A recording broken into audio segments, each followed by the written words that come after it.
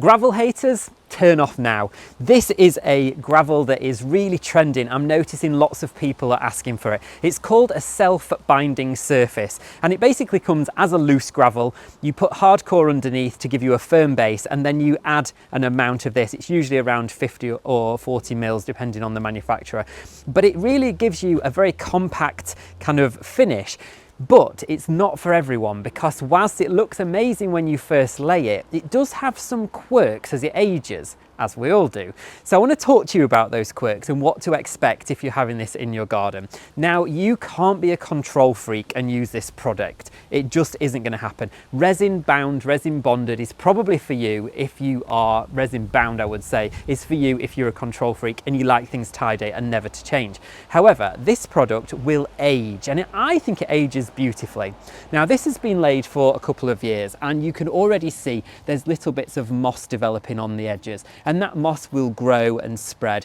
Now, what you don't want to do is allow that moss to get so big, to bloom so beautifully, that actually it's quite difficult to remove from this. So you can use some kind of sprays to get rid of it, but I actually just use a rake or a brush or something to do it.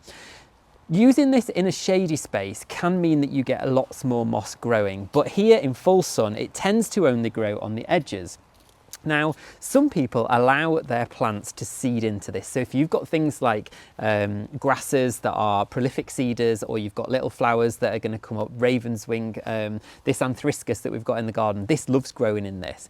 And wildflowers also quite like it too. So they will tend to potter about in here. Now, I think with a strong design like this, with great lines, you could allow some of those plants to come in here and soften the edges. And we talked about editing a few weeks ago, so you could just edit out the ones that you don't want, and actually that would bring another dimension to this garden. Now, I can see that the person who owns this garden likes to control where it's growing, so there's a little bit of moss, it's quite relaxed, but all of the plants are kept in the borders.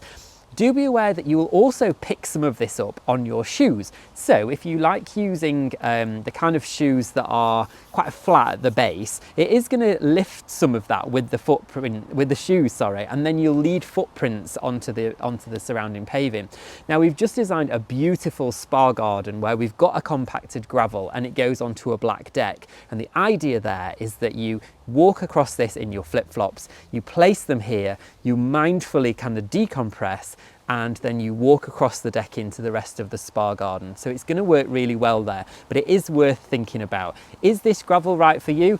Only you can decide.